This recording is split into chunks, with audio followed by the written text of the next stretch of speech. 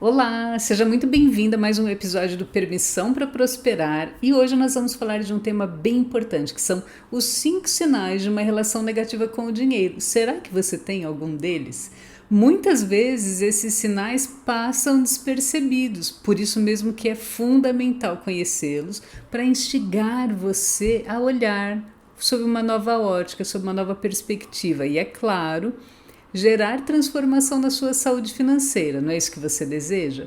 Então, precisamos entender esses sinais.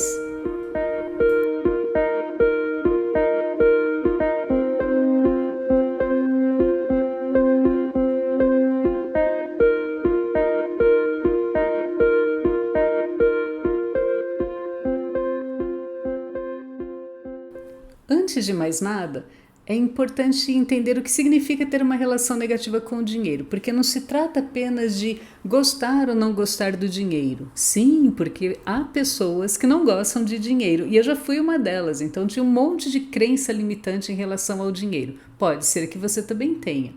Uma relação negativa vai além disso. Ela envolve sentimentos de escassez, de medo, de culpa ou vergonha em relação ao dinheiro. E pode se manifestar em padrões de gastos descontrolados, em não querer olhar ou lidar com as finanças, ou até mesmo você sabotar oportunidades financeiras positivas. Já pensou? Chega uma oportunidade para você, você não percebe que existe ali um sentimento de escassez e acaba fazendo uma autossabotagem. Depois dá uma olhada nos episódios anteriores, porque eu sempre trago esse tema e você pode querer se aprofundar nele. Mas é importante ter em mente que a sua relação com o dinheiro é muito complexa e as suas decisões financeiras geram impactos, e impactos positivos ou negativos, que vão afetar os seus sentimentos e comportamentos futuros. Percebe? Não é um evento isolado, é um movimento que vai se repetir ao longo da sua vida. E as emoções mais comuns associadas ao dinheiro são medo, culpa, vergonha, inveja. Por isso que vale a pena você dedicar atenção para perceber se esses sinais estão presentes quando você tem que lidar com o seu dinheiro, com as suas finanças, porque no momento que você tem que agir, fazer uma escolha, tomar uma decisão, será muito influenciado por suas emoções. O pensamento racional ele vai para um segundo plano e muitas vezes ele acaba sendo substituído pela emoção. Então é uma decisão impulsiva em vez de ser uma decisão pensada, ponderada. Por quê? Porque a emoção tomou conta. Então, antes de nós abordarmos esses 5 sinais, eu queria falar um pouquinho mais sobre o sentimento de escassez, porque ele costuma ser o grande vilão por trás dessa dificuldade em lidar com o dinheiro. Então, o que é o sentimento de escassez? Pode ser que você sinta que está constantemente preocupada com o dinheiro, mesmo quando não existe um motivo real para isso. Você não está passando por uma dificuldade financeira, você tem o dinheiro, mas a sensação que tem é de uma preocupação constante. Quer ver como é que isso acontece? Imagina que você tem uma reserva de oportunidade. Lembra, eu nunca falo aqui de reserva de emergência porque ela tem uma conotação muito negativa. E esse nome por si só já pode fazer com que você bloqueie os seus esforços de gerar essa reserva. Então vamos chamar de reserva de oportunidade. E as suas contas estão em dia. Então, você tem a reserva, as contas estão em dia, não existe nenhuma dificuldade financeira aparente. Mas lá no fundo existe o medo de ficar sem dinheiro. Será que você sente isso? É como se fosse assim uma nota de fundo das suas escolhas financeiras. Então você guarda porque vai faltar, ou guarda para um dia ruim, ou guarda para uma fase ruim. Em inglês eles têm a expressão assim, ó, save it for a rainy day. Então você guarda para um dia de chuva, percebe? É uma preparação porque algo ruim vai acontecer. É lógico que eu não estou dizendo que não é para você ter uma reserva financeira. Pelo contrário, eu sempre instigo, convido as pessoas a pensarem nessa reserva de oportunidade, porque ela é fundamental para te trazer assim, esse movimento, para que você tenha um respiro. Mas quando as escolhas são pautadas pelo medo da falta, elas te paralisam. Então, esse sentimento de escassez pode aparecer até numa viagem de férias, por exemplo. Imagina, né, que você saiu de férias com a sua família, foram lá para um resort do tipo all inclusive, sabe? Onde as refeições estão inclusas ali no pacote. E você se pega comendo muito mais do que o normal para compensar o valor pago. Ou simplesmente porque está disponível. Ah, olha só, isso aqui é um sentimento de escassez. Consegue notar como esse sentimento é um pano de fundo? Ele está influenciando o seu comportamento. E aí você vai lá e come muito mais do que normalmente você comeria. Por quê? Ah, porque eu paguei, então eu vou usar esse dinheiro. É como se você justificasse aquele gasto compensando com um excesso de consumo. Você percebe como esse sentimento de escassez pode ser sutil? Mas não se engane, ele te distancia da prosperidade, já que a vibração de medo de ficar sem o recurso baixa a sua assinatura energética.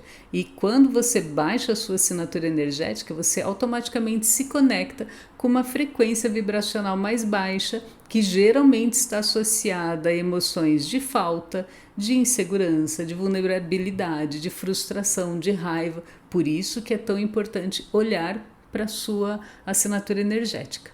Outros exemplos de como esse sentimento pode se mostrar presente incluem quando você compra algo mais barato porque você tem medo que se gastar o seu dinheiro vai ficar sem. Não é porque você não tem ou porque você gosta de um consumo consciente. Nesse caso, você tem o dinheiro, mas ainda assim você fala, não, eu vou comprar o barato porque se eu usar o meu dinheiro, eu vou ficar sem. Então, aqui é um sentimento de escassez.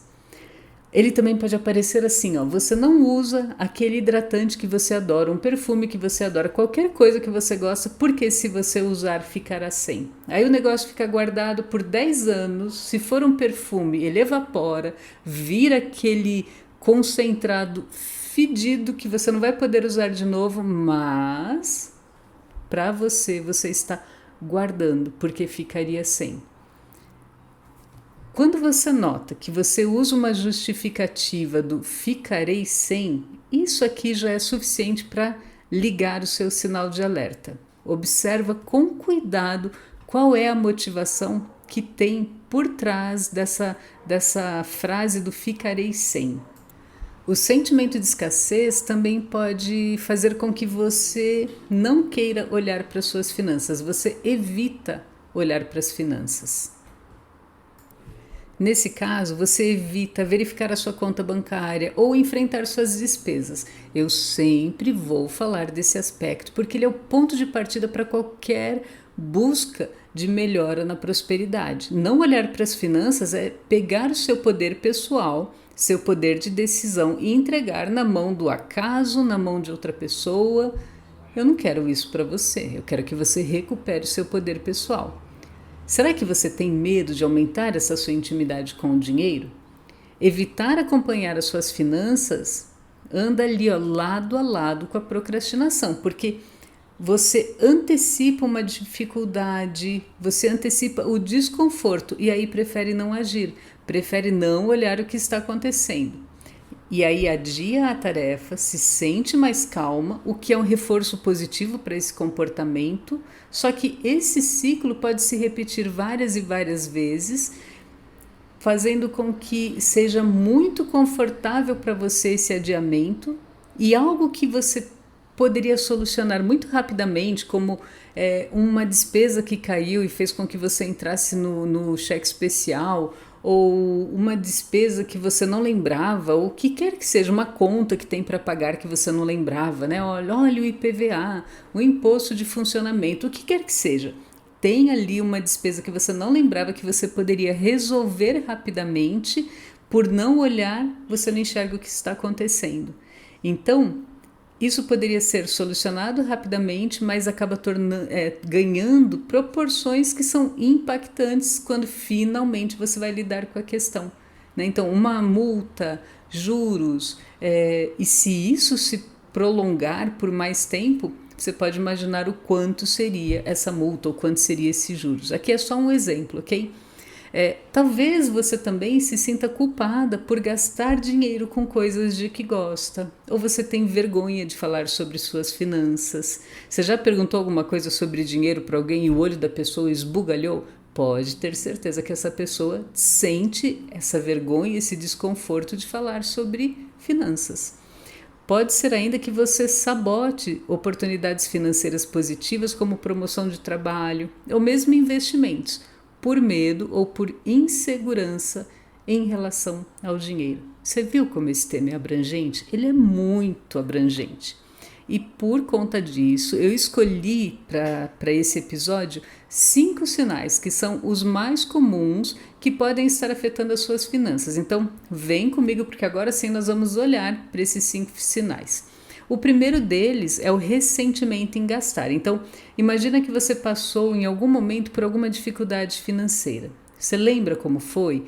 Né? Isso fica guardado no seu sistema energético. Talvez você tenha vivenciado um período em que teve dívidas acumuladas, talvez no cartão de crédito, ou uma demissão inesperada, algum motivo pelo qual, de repente, o dinheiro ficou apertado por um determinado período. E agora, mesmo que você não passe mais por essa situação, você ainda age como se cada centavo gasto colocasse você em um lugar de vulnerabilidade financeira. Como que isso poderia ser percebido? Talvez você insista em consertar coisas que já estão lá no fim da vida útil, não tem mais jeito, não tem silver tape que dê jeito. E não adianta diluir o leite para que ele renda mais, percebe? É insistir em um uso para não comprar mais, porque comprar mais significa que você vai usar o seu dinheiro. É como se você estivesse tentando economizar a qualquer custo, mas acabou criando uma relação negativa com o dinheiro. E isso gera estresse, desgaste e vai fazer com que seja difícil para você desfrutar uma vida mais leve em relação ao dinheiro. Por quê? Existe essa memória guardada, essa memória de dor, da vulnerabilidade que você sentiu quando passou por essa situação. Se você se identifica com essa situação, se sentir ressentimento por cada gasto, mesmo para as coisas que realmente são necessárias, trabalha isso, né? É a melhor maneira de você sair desse lugar de vulnerabilidade. O segundo sinal é o dinheiro que escorrega pelas mãos. Eu já fiz até um workshop sobre isso. O segundo sinal é quando você tem uma sensação que, independente de você ter uma renda regular, um bom salário, o dinheiro parece que escorrega mesmo pelos seus dedos. Teoricamente, você deveria estar numa situação financeira confortável, mas sempre que tem dinheiro disponível, que tem um dinheiro extra, sente que tem uma pressão ali interna falando para você: gaste, gaste, gaste, gaste. Já percebeu isso? Você olha para um dinheiro na conta, é como se ele piscasse para você e falasse: oi, tô aqui, e aí, vamos fazer alguma coisa? Vamos comprar alguma coisa? Então, mesmo que não haja nada em particular que você precise comprar, ou que você tenha que comprar, vem esse impulso, esse desejo de fazer uma compra. Todos nós temos os nossos desejos, os nossos gostos pessoais, e não tem absolutamente nada de errado em usar o seu dinheiro com aquilo que te traga prazer, né? Mas nesse caso aqui é um gasto sem perceber. É um gasto que te coloca no lugar de vulnerabilidade porque ele é impulsivo. Lembra que eu falei que muitas vezes você vai notar que o racional perde a vez em relação a uma emoção, que a emoção toma conta? Esse dinheiro que escorrega pelas mãos é um exemplo, né? Então, esse desejo de comprar se transforma em uma compulsão por gastar. E aí é importante avaliar o que você espera alcançar com essas compras. Que será que essa compra está te trazendo de benefício, de conforto? Existe um outro episódio aqui que eu falo sobre quais são os ganhos com hábitos financeiros ruins. Esse caso aqui se relaciona diretamente com esse tópico. Então, esse é o segundo sinal, o dinheiro escorregando pelas suas mãos. Terceiro sinal, imagina que você esteja sempre deixando o pagamento das suas contas para o último minuto. Será que é porque você prefere ver um saldo mais alto na sua conta bancária? Ou talvez seja por receio de que você precise do dinheiro para outra coisa e esteja mantendo suas opções em aberto? Aqui a gente volta na questão, mais uma vez, do sentimento de escassez. Você gosta de olhar para o dinheiro em conta e imagina que se você usar para fazer o pagamento, vai trazer um vazio e esse vazio te dá uma dor, mesmo que você tenha um salário regular, que você tenha uma renda regular. Esse é um sinal de crença de escassez. Pode ser ainda que você compartilhe da mesma preocupação que um parente seu. E aí você tem medo de usar o próprio dinheiro e acaba adiando esses pagamentos para não ver esse movimento da saída. Isso pode ser uma repetição de um padrão que talvez seu pai ou sua mãe faziam, né? Porque eles tinham talvez maior vulnerabilidade, tivesse que fazer um controle mais rigoroso do dinheiro e esse foi o aprendizado que você tirou dessa relação. Então, ver o dinheiro sair da sua conta gera desconforto. É como se você usasse o dinheiro e nunca mais ele fosse aparecer. Percebe a dor que tem por trás disso? Seja qual for o motivo, essa prática pode gerar um estresse que é muito desnecessário. Então, estabelecer um orçamento realista e cumprir esse orçamento realista é muito mais confortável, muito mais tranquilo do que esse movimento de adiar os pagamentos. Então, dedique o seu tempo, a sua energia para fazer esse movimento de honrar as suas compras sem o estresse, sem a dor. Se você sente dificuldade em olhar para os seus números, para o seu dinheiro, me manda uma mensagem no direct lá no Instagram que nós vamos conversar sobre isso, porque como eu disse no início aqui do podcast desse episódio, esse é o ponto de partida para você mudar a sua relação com as suas finanças, começar a desenvolver uma intimidade com o dinheiro, certo? Então, vamos lá. Quarto sinal de uma relação negativa com o dinheiro.